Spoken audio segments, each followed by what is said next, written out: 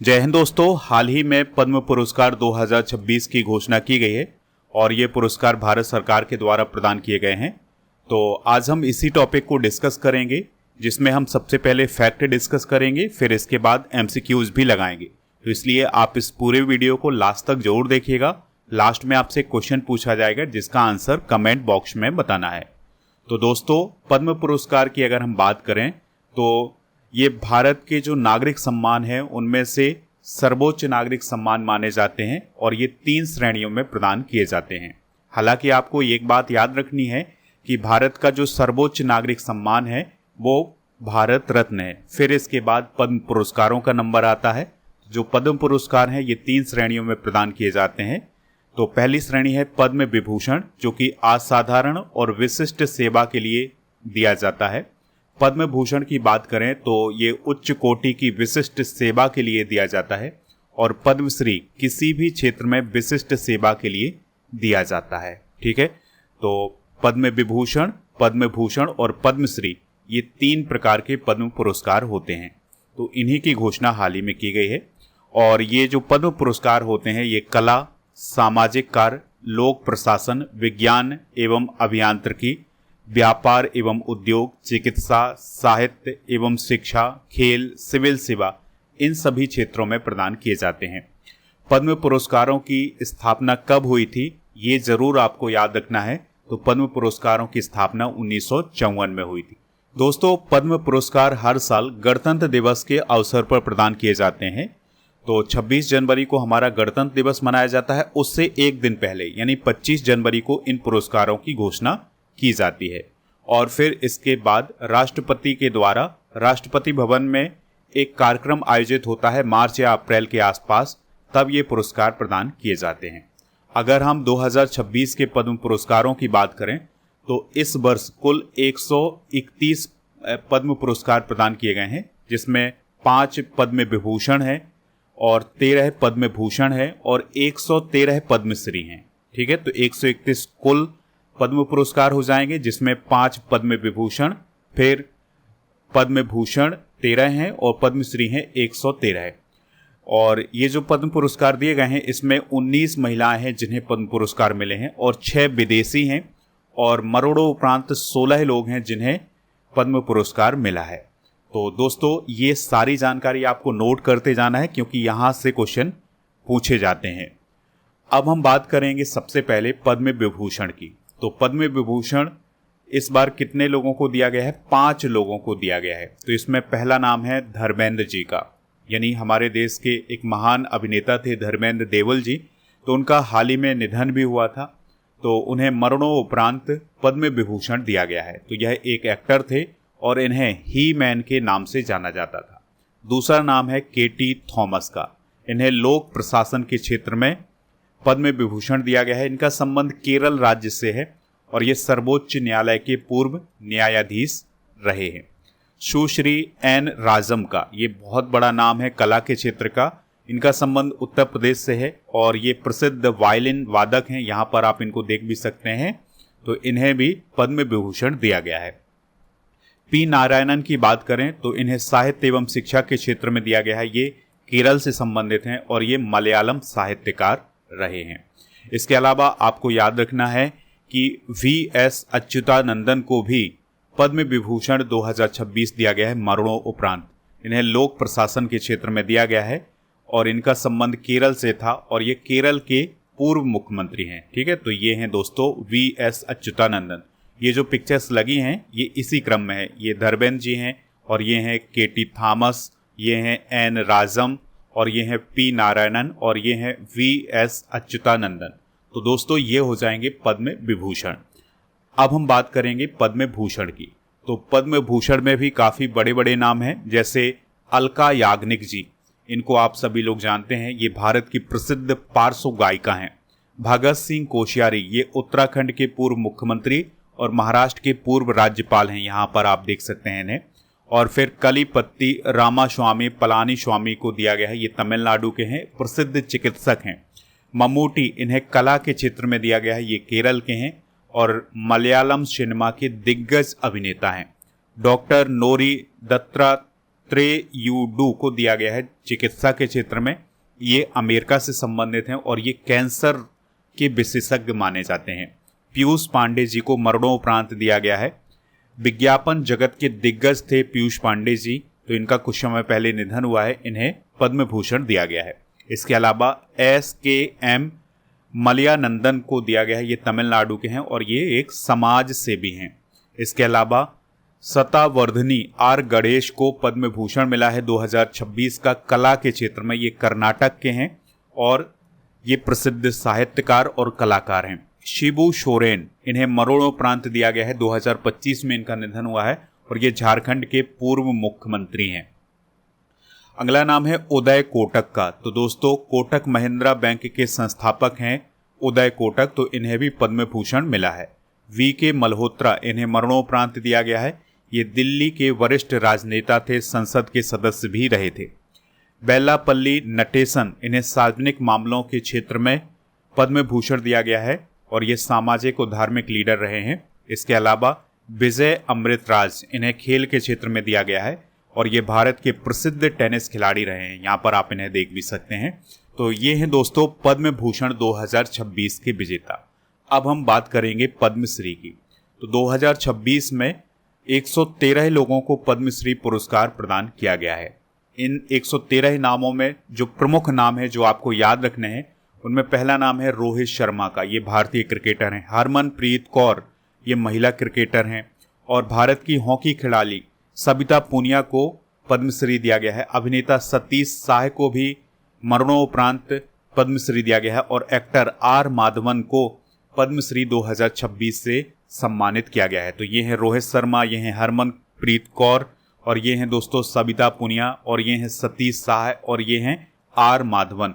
तो दोस्तों ये नाम आप जरूर नोट करें क्योंकि ये पूछे जा सकते हैं। बाकी यहाँ पर पूरी लिस्ट है जिसमें हमने प्रमुख नामों को डिस्कस किया है, जैसे AE मुथुनायगम विज्ञान एवं इंजीनियरिंग के क्षेत्र में दिया गया है, ये केरल से संबंधित थे।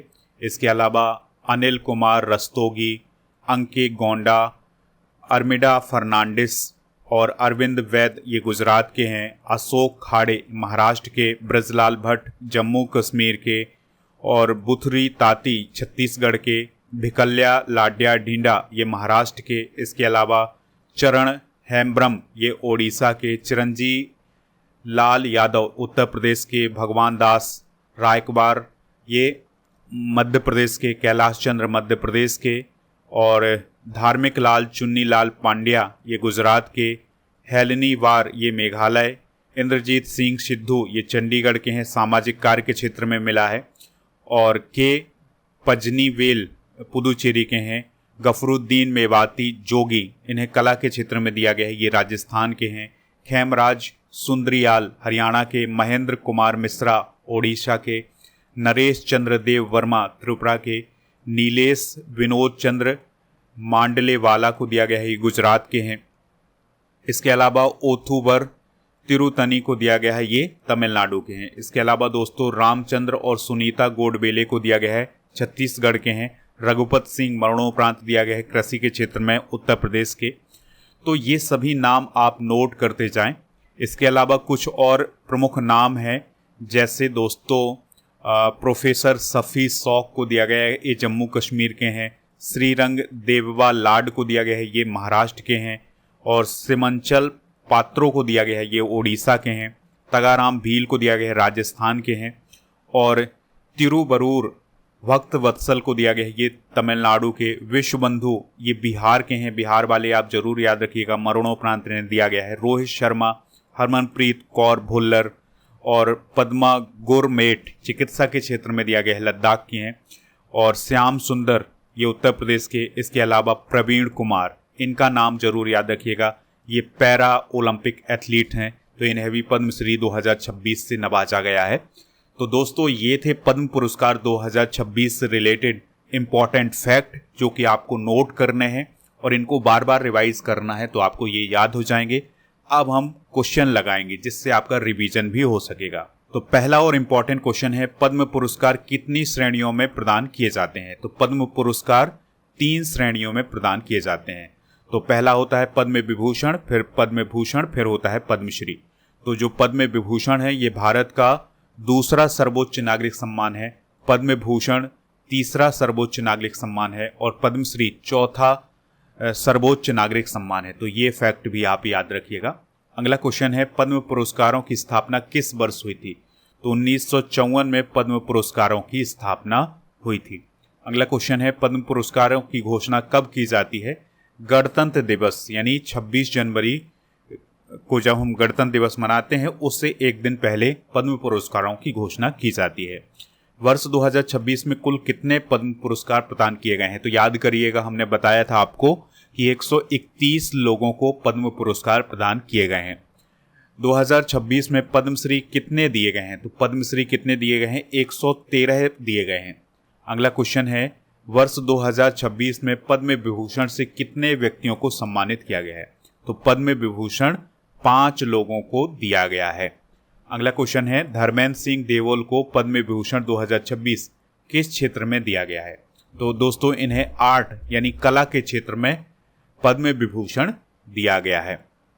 पद्म विभूषण 2026 के लिए एन राजम किस राज्य से संबंधित हैं? तो दोस्तों जो पद्म विभूषण 2026 प्रदान किया गया है एन राजम को, ये उत्तर प्रदेश से संबंधित है। अच्छा, कमेंट बॉक्स में ये बताइएगा कि ये किस वाद्य यंत्र से संबंधित हैं। ठीक है, तो एन राजम किस वाद्य यंत्र से संबंधित हैं, इसका आंसर आपको कमेंट बॉक्स में बताना है। इसके अलावा अगला क्वेश्चन है, अलका याग्निक को पद्म भूषण किस क्षेत्र में दिया गया है? तो दोस्तों इन्हें कला के क्षेत्र में दिया गया है। ये भारत की प्रसिद्ध पार्श्व गायिका हैं। अगला क्वेश्चन है, भगत सिंह कोश्यारी को पद्म भूषण किस क्षेत्र में दिया गया है? तो इन्हें पब्लिक अफेयर्स के क्षेत्र में पद्म भूषण दिया गया है। शिबू सोरेन किस राज्य के पूर्व मुख्यमंत्री थे जिन्हें पद्म भूषण 2026 प्रदान किया गया है? तो यह झारखंड के पूर्व मुख्यमंत्री थे, इन्हें हाल ही में पद्म भूषण मिला है। विजय अमृतराज किस खेल से संबंधित हैं जिन्हें पद्म भूषण 2026 प्रदान किया गया है? तो दोस्तों यह टेनिस से संबंधित थे। ठीक है, तो भारत के प्रसिद्ध टेनिस खिलाड़ी थे विजय अमृतराज, तो इन्हें पद्म भूषण 2026 प्रदान किया गया है। अगला क्वेश्चन है, वर्ष 2026 में कितने लोगों को पद्म भूषण दिया गया है? तो पद्म भूषण 13 लोगों को दिया गया है। कितने लोगों को दोस्तों? 13 लोगों को। हरमनप्रीत कौर किस खेल से संबंधित हैं जिन्हें पद्मश्री 2026 घोषित किया गया है? तो आंसर हो जाएगा इसका क्रिकेट। तो दोस्तों इन्हीं की कप्तानी में भारत ने महिला विश्व कप भी जीता है, ये पॉइंट भी आप याद रखिएगा। निम्न में से कौन भारतीय क्रिकेटर हैं जिन्हें पद्मश्री 2026 के लिए घोषित किया गया है? तो रोहित शर्मा को पद्मश्री 2026 घोषित किया गया है।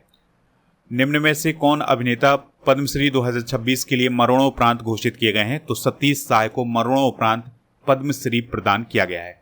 तो दोस्तों ये थे इस टॉपिक से रिलेटेड इंपॉर्टेंट क्वेश्चन।